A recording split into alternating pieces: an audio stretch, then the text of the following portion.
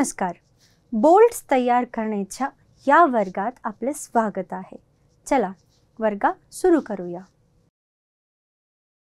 चला आपण या सत्राची उद्दिष्टे पाहू. या सत्राच्या शेवटी तुम्ही खालील बाबी करू शकाल. बोल्ट्सला बाह्य थ्रेड मारण्यासाठी रिक्त आकाराला फाईल करा. बोल्ट्सच्या थ्रेडच्या टोकाला कॅम्फर करा. बोल्ट्सला बाह्य थ्रेड मारण्यासाठी आवश्यक लांबीवर चिन्हांकित करा. बोल्टमध्ये डाय आणि डाय स्टॉक वापरून बाह्य थ्रेड मारा. स्क्रू पिच गेज वापरून बाह्य थ्रेड तपासा. मेटल फॅब्रिकेशन म्हणजे कटिंग, बेंडिंग आणि असेंबलिंग प्रक्रियांद्वारे मेटल स्ट्रक्चर्सची निर्मिती करणे होय. ही एक मूल्यवर्धित प्रक्रिया आहे ज्यामध्ये विविध कच्च्या मालापासून मशीन, भाग आणि संरचना तयार करणे समाविष्ट आहे.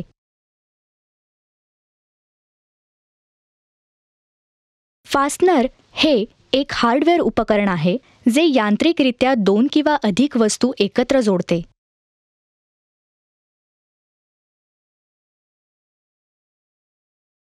सर्वसाधारणपणे फास्टनर्सचा वापर गैरस्थायी जॉईंट्स तयार करण्यासाठी केला जातो, म्हणजेच जोडणाऱ्या घटकांना इजा न करता काढले किंवा जोडले जाऊ शकणारे सांधे.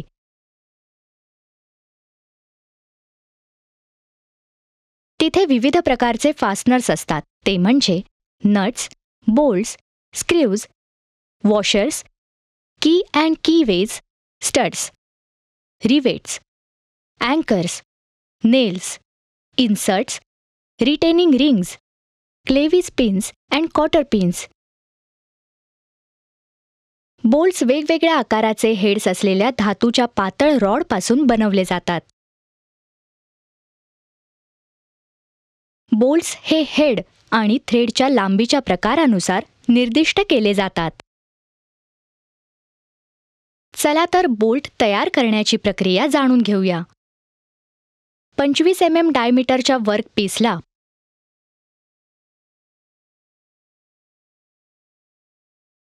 50 mm लांबीपर्यंत कट करा. वर्क पीसला 3 जॉ चकमध्ये धरा. वर्क पीसच्या दोन्ही बाजूंवर फेसिंग ऑपरेशन करा.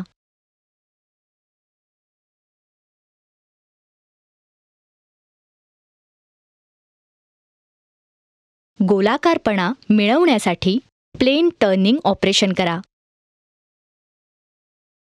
20 mm डायमीटरचा आकार मिळवण्यासाठी वर्कपीसला फिरवा.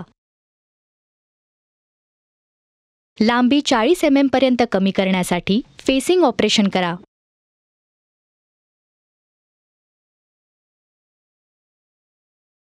आकृतीनुसार 32 mm लांबीसाठी डायमीटर 9.875 mm रिक्त आकारपर्यंत कमी करण्यासाठी स्टेप टर्निंग ऑपरेशन करा.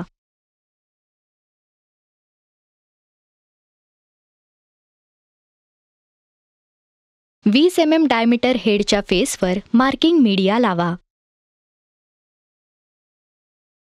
सरफेस टेबलला स्वच्छ करा. मॅग्नेटिक व्ही ब्लॉक आणि व्हर्नियर हाईट गेजला स्वच्छ करा.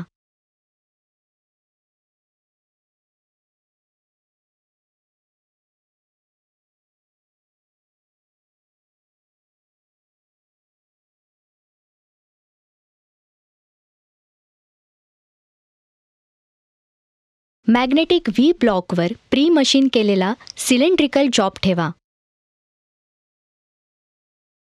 राऊंड बारवर व्हर्नियर हाईट गेजच्या स्क्रायबरला ठेवा. व्हर्नियर हाईट गेजमध्ये सुरुवातीच्या रीडिंगपेक्षा 2.9 mm कमी मोजमाप सेट करा.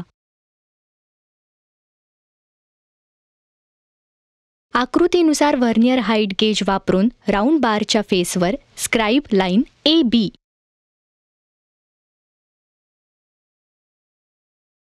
मागील प्रक्रियेनुसार ट्राय स्क्वेअर आणि स्क्राइब लाईन BC वापरून जॉबला 90 डिग्रीवर फिरवा आणि सेट करा.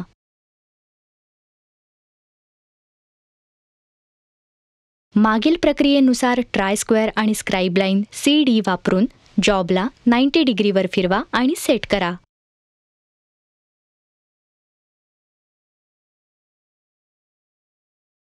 मागील प्रक्रियेनुसार ट्राय स्क्वेअर आणि स्क्राइब लाईन AD वापरून जॉबला 90 डिग्रीवर फिरवा आणि सेट करा.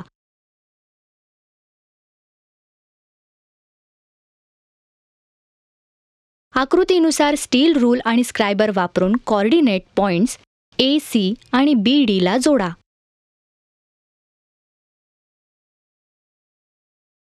सेंटर पंच आणि बॉल पिन हॅमर वापरून इंटरसेक्टिंग पॉइंट O वर पंचला विटनेस मार्क करा. हे सर्कल आणि हेक्सागॉन सेंटर आहे.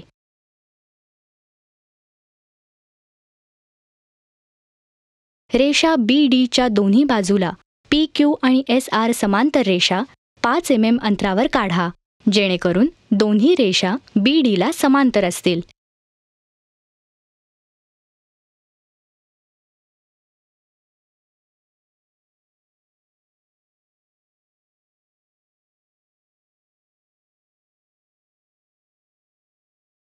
स्टील रूल आणि स्क्रायबर वापरून points P, A, Q, R, C, S, P ला सरळ रेषांसह जोडून 10 mm चा हेक्सागॉन मिळवा, जेणेकरून वर्कपीस आणि हेक्सागॉनचा सेंटर असेल.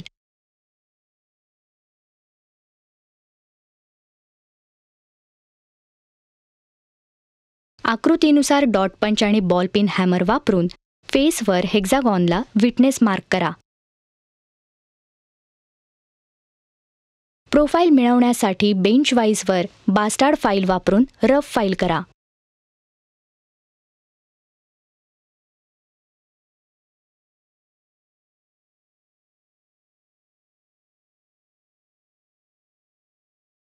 गुळगुळीत फाईल वापरून हेक्सागॉनच्या बाजूंना हेक्सागॉनच्या सपाट बाजू बनवा.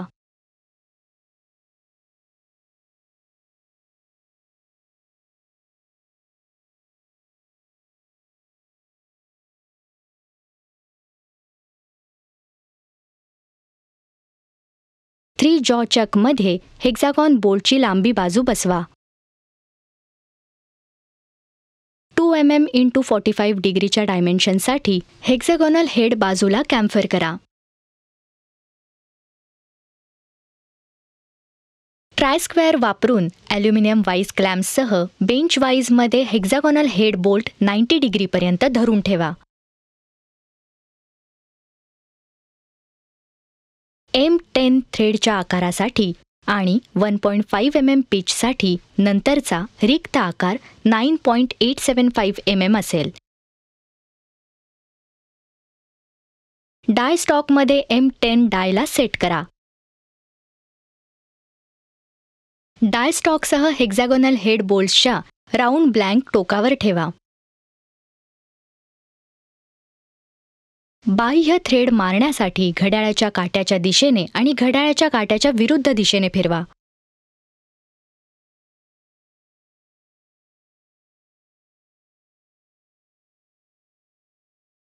बाह्य थ्रेड मारताना डाय ही हेक्सागोनल हेड बोल्ट लंब असल्याची खात्री करा.